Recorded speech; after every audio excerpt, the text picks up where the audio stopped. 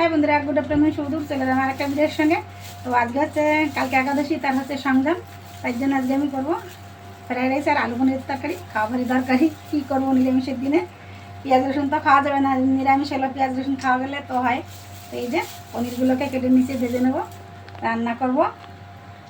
অনেকবার দেখিয়েছি রেসিপি, তবুও আমাকে রান্নার ভিডিও দিতে হবে। কী করবো, আর যেটা রান্না করছি সেটাই না দেবো বলো? তো দেখো, এই যে পনিরগুলো কিন্তু আমি ভেজে নিয়েছি, আর এই যে কড়াইয়ের মধ্যে ভাজা হচ্ছে কিন্তু আলু।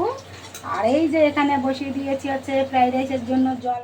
তেলের পরে আমি পোস্ত, চালমগজ আর এখানে আছে কাজু বাটা, এটা আমি দিয়ে দিলাম। অনেকবার কিন্তু আমি ভিডিওতে দেখিয়েছি রান্না, তবুও আমি আবার দেখাচ্ছি। রান্নার ভিডিও নিয়ে কাজ করা হয়, যেটা রান্না করি সেটাই তো দেখাবো বলো। স্পেশাল কাশি, যেটা স্পেশাল যেদিন যেমন সেদিন তেমনই দেখাই। এটা কিন্তু সুন্দর নোনা মাছের সুন্দর দিয়ে রান্না করছি। আলুগুলো ঢেলে দেবো, ঝোল দিয়ে দেবো। দেখো পনিরগুলোকে ঢেলে দিলাম, একটু চিনি দিয়ে দেবো। ভাজার সময় দিতে হতো, কিন্তু তেলের পরেই দিয়ে দিলাম। দেখো ফ্রাই সাইজের জন্য কড়াইয়ের মধ্যে দিয়ে দেবো। তো দেখো আমার আলু পনিরের তরকারি কিন্তু হয়ে গেছে। গরম মশলা দিয়ে আমি নামিয়ে দেবো।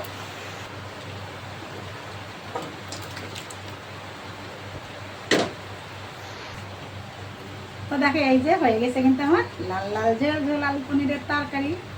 তো ঠিক আছে, এখন আমি রাখি। তোমাদের মঙ্গল কামনায় শেষ করলাম। বাই।